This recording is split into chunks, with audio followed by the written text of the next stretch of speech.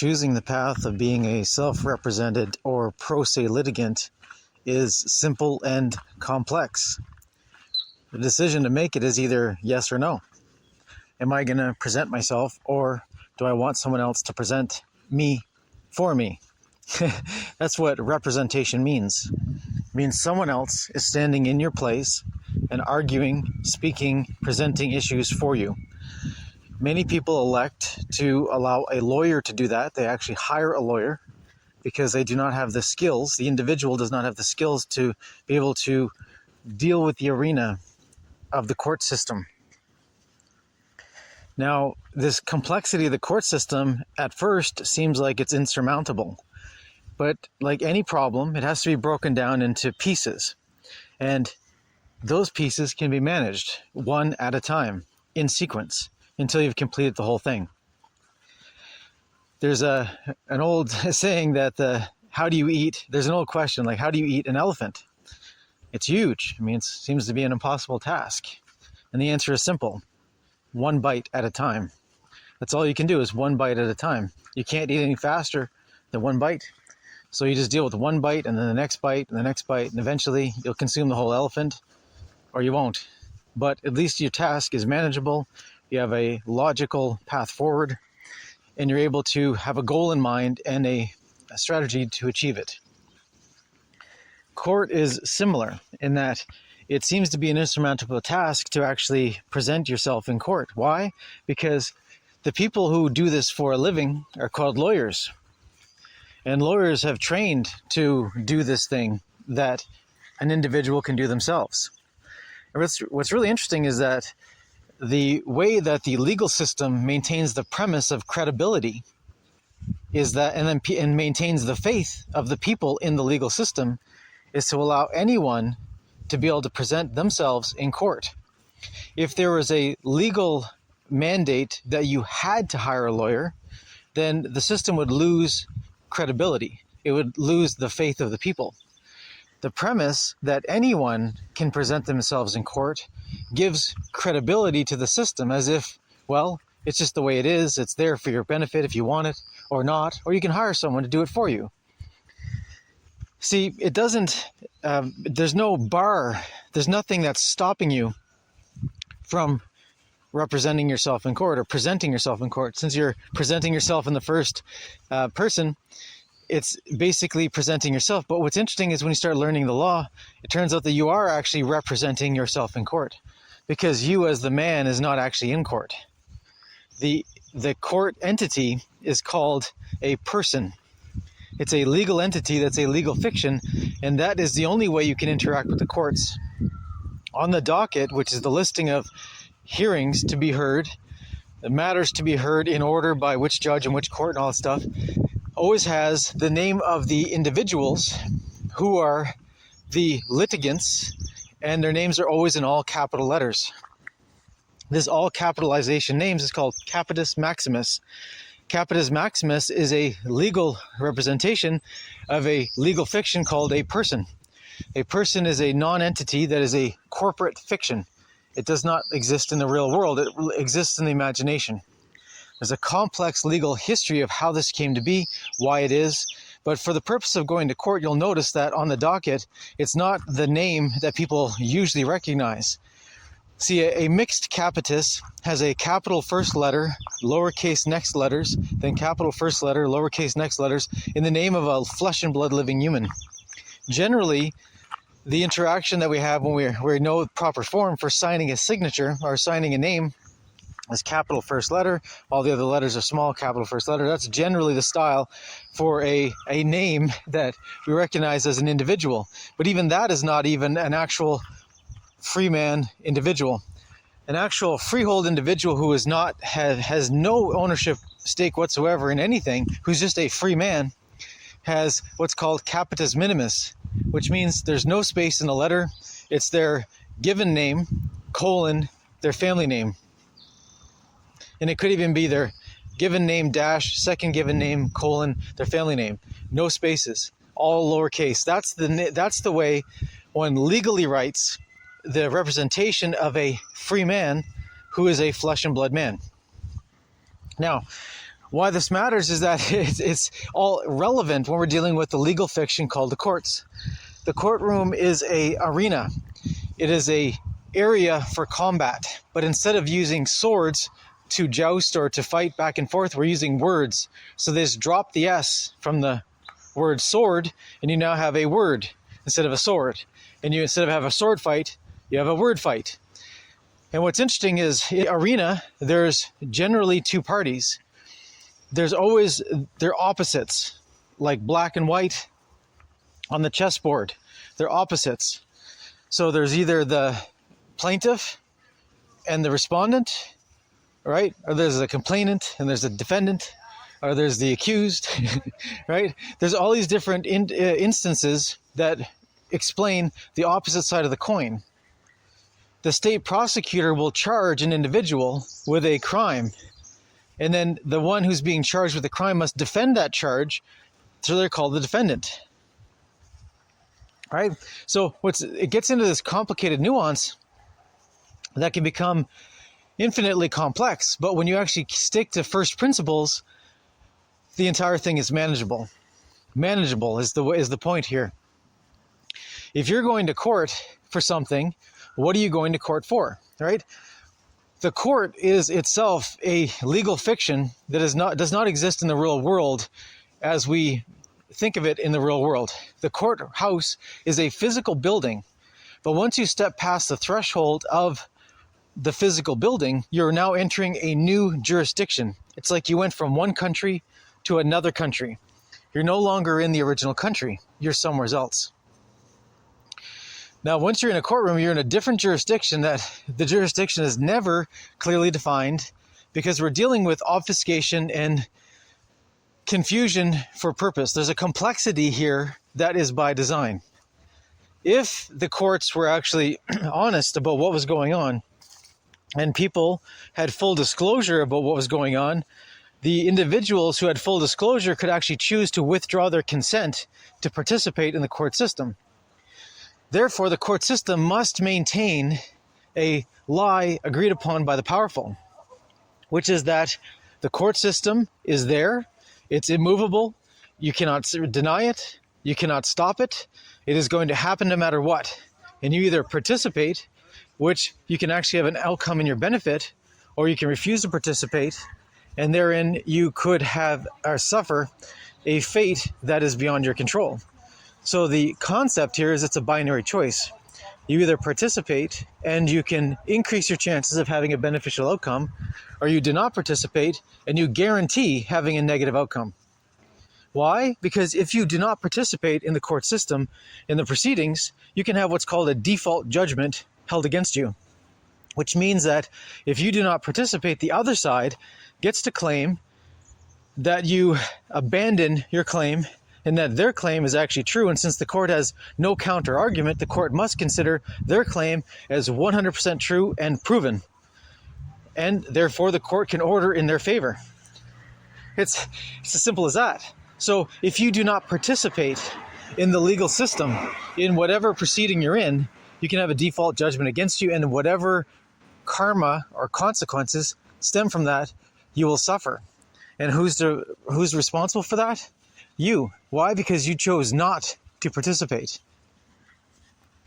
If you choose to participate, then the path is full of peril. It's not straightforward. Nothing is direct. Everything is sideways. It is unclear. Even when the procedure appears on its surface to be clear, it is not. Why? Because we're dealing with legal. Legal is its own language, its own jurisdiction, its own conceptualization. Nothing is as it first appears when it comes to legal. Almost every word used in the courtroom sounds like, if you're in an English jurisdiction, it sounds like an English word, but it's not. It sounds like it has a certain meaning, but it doesn't. Meanings are often inversed. The term notwithstanding in regular English means to not be able to stand against something. As you cannot stand against it, it's notwithstanding. you cannot withstand it, right? You cannot hold back the wall because the wall is falling over. That's notwithstanding in plain English. When you get into legal definitions, notwithstanding means the opposite, which means it withstands everything. Which is, how is that possible? Well, it's because they legally define the word notwithstanding to mean it is withstanding everything. Now, how this comes about is complex. It has a long arc of history, skipping across certain conceptual points that touch on the map. We have a 2,000-year history in British common law that has evolved and twists and turns, has done all kinds of backflips and forward flips and things that are just boggle the mind. But here we are. And there's these milestones in that history that have certain people that are credited for doing certain things. Like Blackstone was a jurist in England who things like collecting decisions of his own, compile them into books, and then publishing those books for other people to be able to read. And then it became so popular, he actually started collecting other people's decisions and publishing those as well. And so it became this thing called Blackstone's Commentaries, where he'd actually have the copy of the decision, the copy of the parties, the complaint, the resolution, in basically summary, sometimes with detail. And the whole idea was to establish what was called precedent, which meant that if a case was decided a certain way before, then the next judge should decide it similarly, so there's coherence in the legal system. So it's not just chaos. This precedent concept was conceptualized and applied through, repeated use. And then it became expanded. And then eventually Blackstone became so, versed in legal language that he started actually creating his own dictionary called Blackstone's Dictionary of Law. And he actually took words and he would define the word and give multiple definitions for clarity and contextual use and all that stuff. So there are certain words that were actually being pulled into the legal sphere year by year and then given their own space, their own definitions. This became Black's Law Dictionary. And then there's other competing ones called Bouvier's Law Dictionary, other ones that eventually came out over time. It became more complex as time went on. Now, this is all interesting information, and it's relevant because if you're going to be in the arena of law, you must understand, you must understand, you must comprehend. Even these three words I'm saying have a plain English dictionary. All of them mean, do you get it? Do you get it right? Do you picking up what I'm putting down? Is a plain English concept there. But in law, to understand means to stand under the thing. To understand is a long definition of complexity where they used to have people stand under the foundations to appraise a building's sturdiness. So the only way you know the appraised value of a building is to get under the foundations to see what foundations are. Does the building attach directly to bedrock? Is it on something else? Is it on sand? What is under the building? And the only way to fully comprehend, to grasp the true concept of the building in its actual true form is to get under the building to understand the building. So that's how you fully comprehend, is you stand under the building. So that's where that term understand came from. So when a judge asks you if you understand something, it means that you have been underneath this thing, have done an assessment and appreciate, as in you are aware of its true value and you agree with the claim being made about it. So it's a complex thing. If a judge says, do you understand? There's a lot of implications there. Legal implications are deep, wide, and profound. Most people have no idea. They think it's a casual word. It's not. Understand is a different word that is not used in the language of law, but it's used by people who are trying to fully grasp a concept, because when you understand something, it means you know it deeply from the inside. You don't have to look for reference anymore. You get to a point in law where you start understanding the law.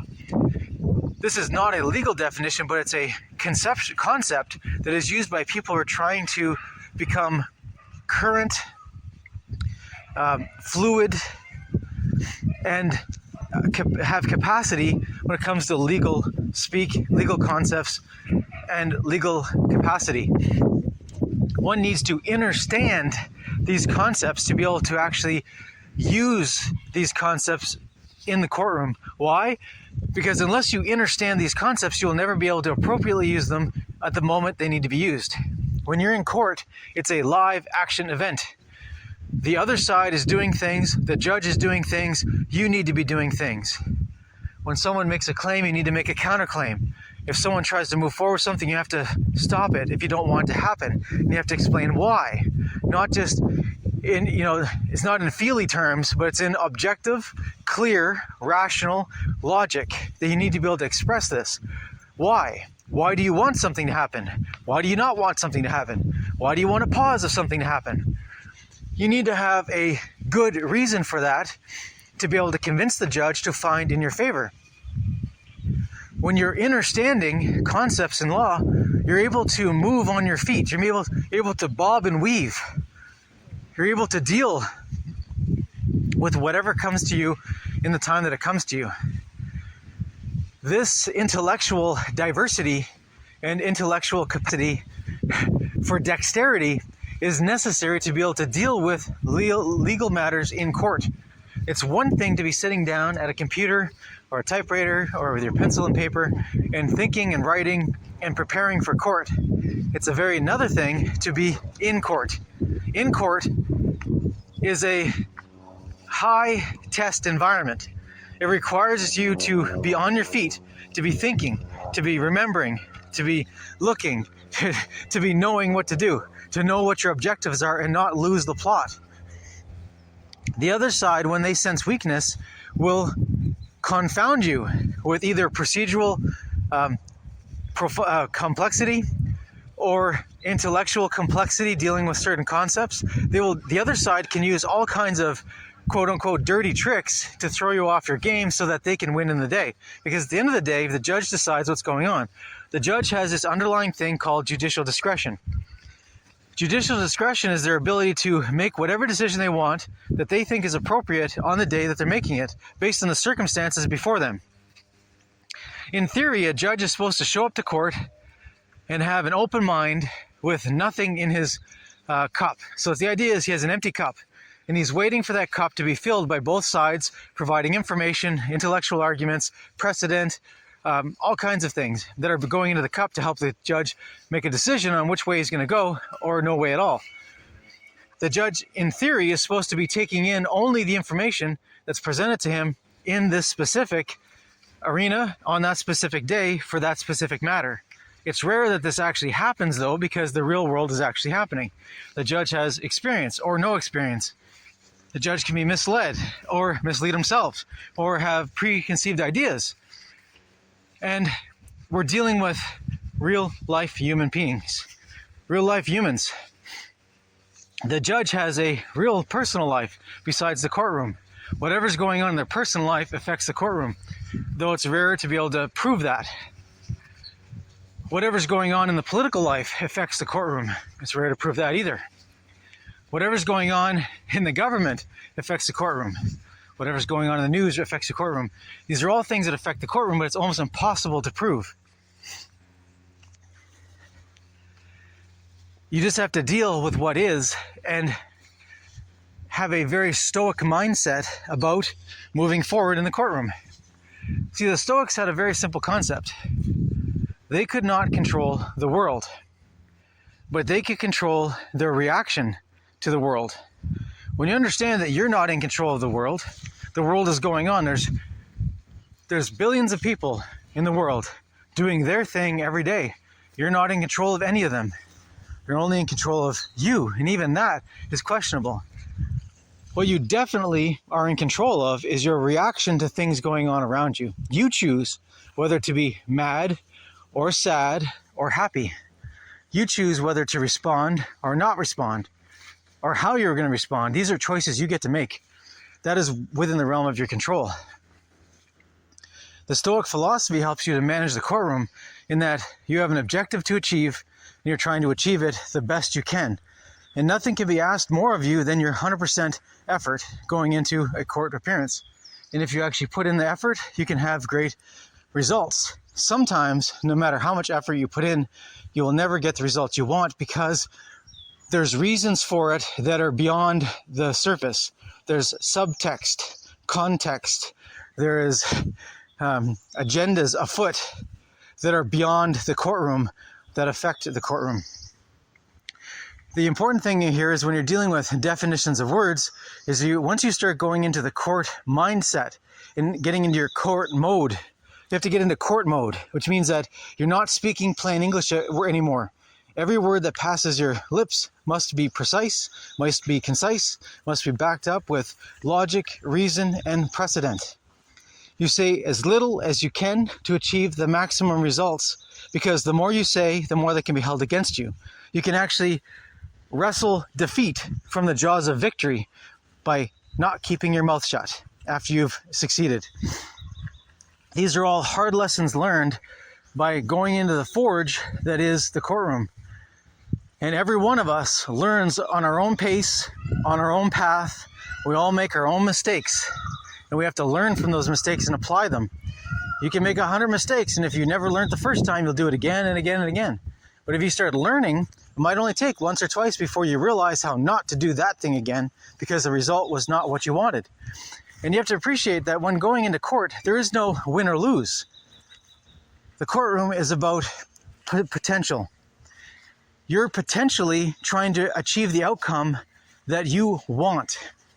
This outcome may be possible, it may not be possible. There's a lot of factors because there's you arguing your case, position arguing against you. There's the judge who's supposed to be a neutral party, that is rarely a neutral party, who has their own ideas about things. It's up to you to convince the judge at the end of the day to give you the best possible decision in your favor that you can achieve under the circumstances. The same circumstances put before 5 judges would have 5 different outcomes because you're dealing with a living, breathing human. Every one of those 5 judges will decide a case differently. And even those 5 judges, given 5 different days, would decide the case slightly differently depending on the day that you're before the judge. If you were to have the exact same situation, the only difference is 5 days and then 5 days later and 5 days later for 5 different times, you'd have 5 different decisions, all different. Why? Because the world is going on. The world is happening. The life of the judge is happening. They are changing as an individual. We are all changing as an individual every day. We're learning new things, learning lessons.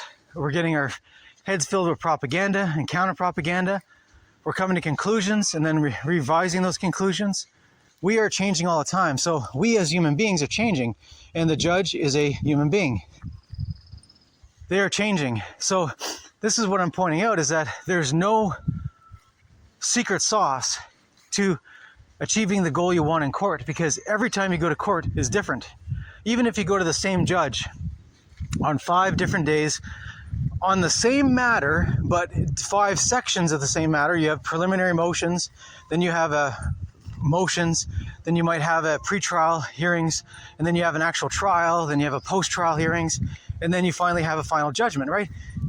These are all different instances where you might be in front of the same judge, and the same judge might have completely different attitudes, completely different perspectives or point of views every single day.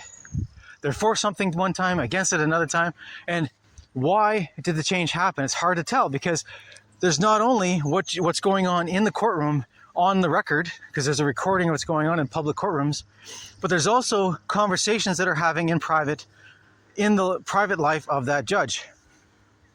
Sometimes this can be in your benefit, and sometimes it can be to your detriment, and you have no idea either way, because you're not privy.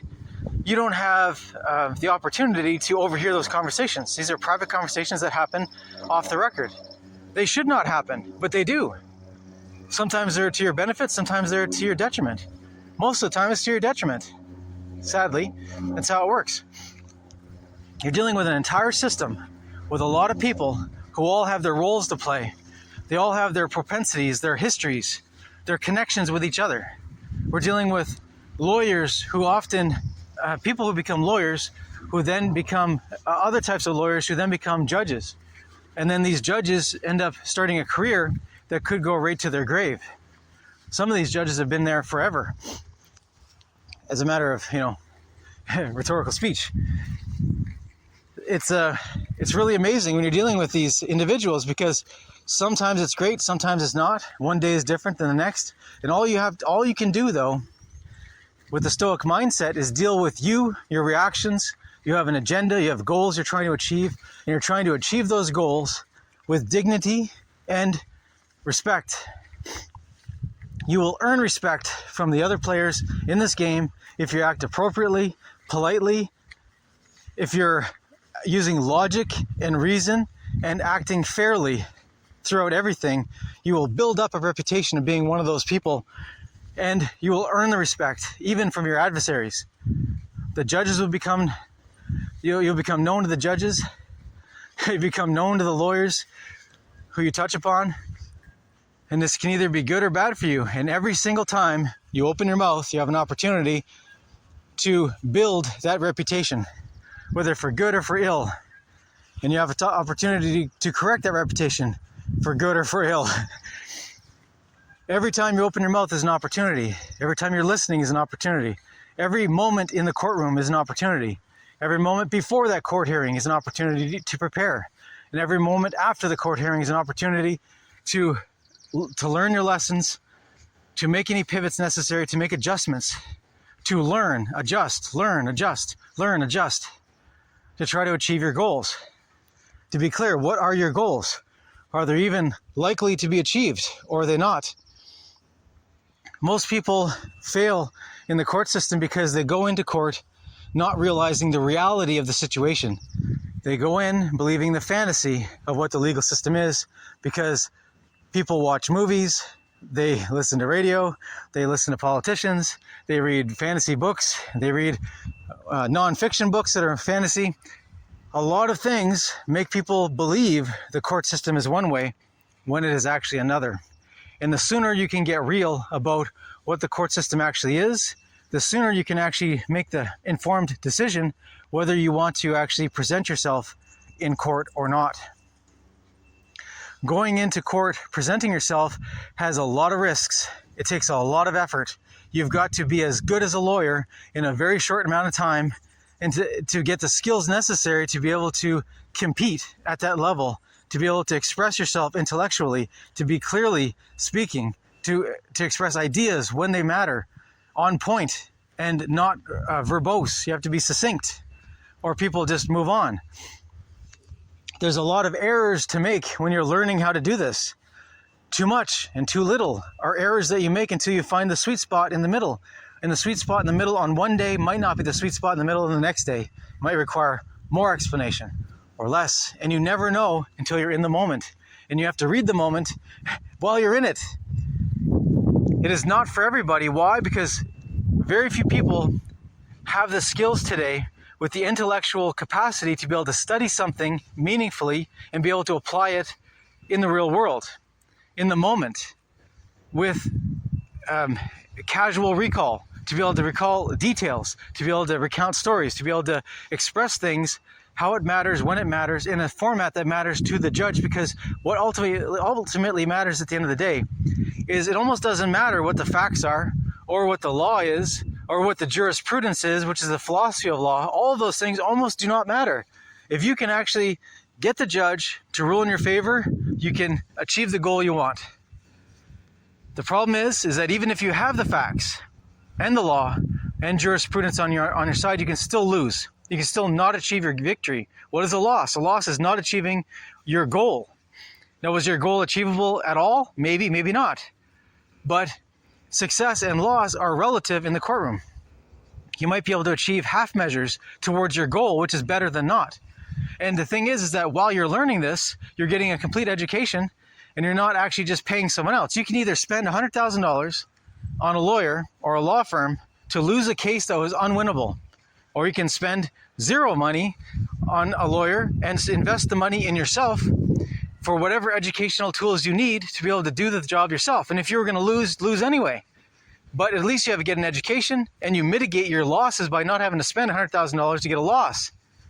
You can actually just achieve it on your own.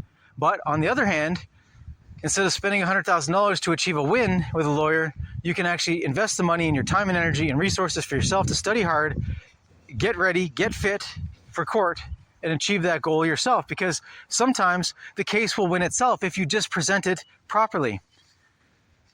And you never know until you try. This is what's amazing. Is everyone's circumstances are different. Every case is slightly different. There's so many iterations. What works for one person won't work for another. What worked in front of one judge won't work in front of another judge. The same facts, same law, same jurisprudence. You just have no idea how it's going to turn out. It's like playing the lottery half the time, except there's a little bit of logic, a little bit of reason, and there's a whole lot of effort going into it.